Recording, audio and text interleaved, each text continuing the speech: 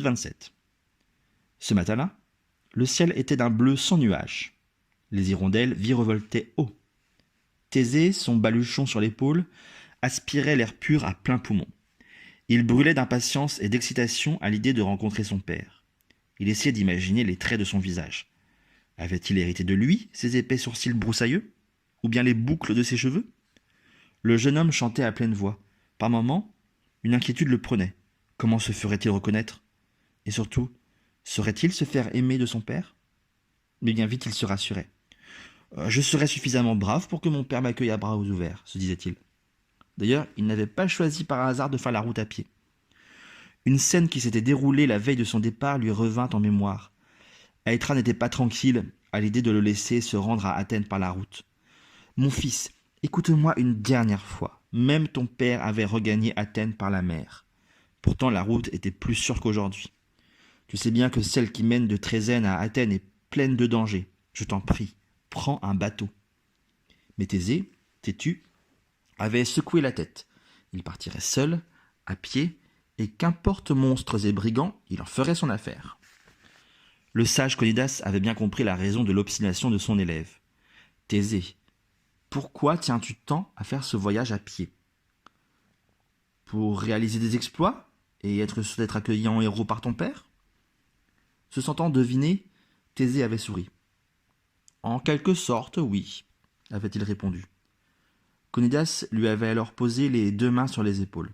« N'oublie pas que tu n'es pas fils de Zeus. Tu n'as pas, comme Héraclès, des armes fournies par les dieux. Tu ne peux compter que sur toi-même si tu veux devenir un héros. » Le jeune homme avait simplement répondu « Je ne l'oublierai pas. » Conidas avait ajouté « En réalité, tu n'as pas besoin d'accomplir des exploits pour être adopté par ton père. Tu as juste besoin d'être toi-même, c'est-à-dire un homme juste et bon. » Conidas l'avait serré dans ses bras.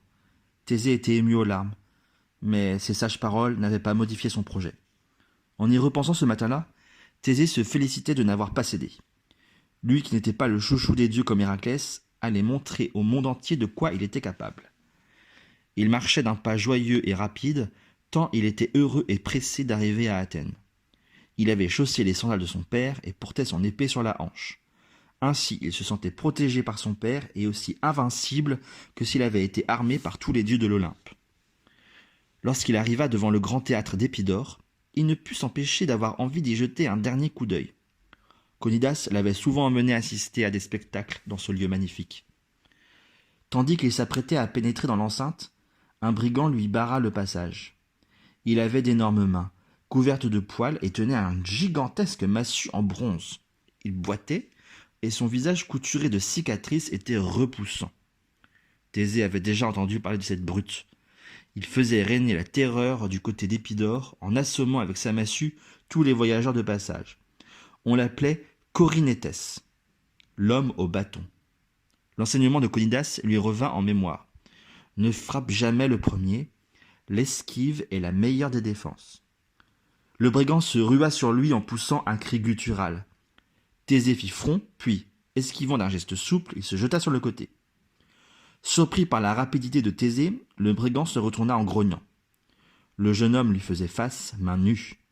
Le brigand fonça, brandissant son gourdin. En le voyant s'approcher, Thésée eut l'impression qu'un bouc le chargeait. Il se revit soudain, à peine haut comme 3 pommes, jouant à saut de mouton avec le troupeau qui paissait dans le pré près de chez lui, sous la surveillance de son maître. Pitthée, son grand-père, qui observait la scène, s'en était étonné. « Conidas, ne devrais-tu pas instruire cet enfant aux arts de la lutte ou du lancer de javelot, plutôt que de le faire jouer à sauter par-dessus des brebis ?» Conidas avait répondu « Ce qu'il apprend aujourd'hui lui servira toute sa vie. Savoir sauter les obstacles permet souvent de les surmonter. » En un éclair, Thésée lui prit appui sur le dos du brigand et sauta par-dessus. Celui-ci, déséquilibré, s'étala sur le sol. Il avait lâché son arme et était étourdi par sa chute. Thésée saisit prestement la lourde massue. Il allait l'abattre sur son adversaire lorsque les propos de Conidas lui revinrent en mémoire. « N'utilise ta force que pour te défendre. » Thésée abaissa la massue. Profitant du fait que le brigand était encore étourdi, il se contenta de le ficeler solidement. Le brigand était définitivement hors d'état de nuire. Thésée, lui, était tout étonné de sa victoire. Il avait livré combat pour la première fois de sa vie d'homme. Aussitôt des têtes surgirent aux fenêtres des maisons. Quelques habitants d'Épidore sortirent sur le pas de leur porte. Puis, constatant qu'ils étaient débarrassés du brigand qui les terrorisait depuis si longtemps, ils acclamèrent Thésée. Le jeune homme, ravi, accepta la nourriture et la boisson qu'on lui offrit, se laissa féliciter dignement, puis décida de reprendre la route. En souvenir de ce premier exploit, il partit avec la lourde massue de bronze du brigand sur l'épaule. Elle lui faisait tellement penser à celle d'Héraclès. « Prends garde à la truie de Cromion !» lui cria une femme sur son passage. Mais Thésée haussa les épaules avec insouciance. Il avait bien le temps de voir.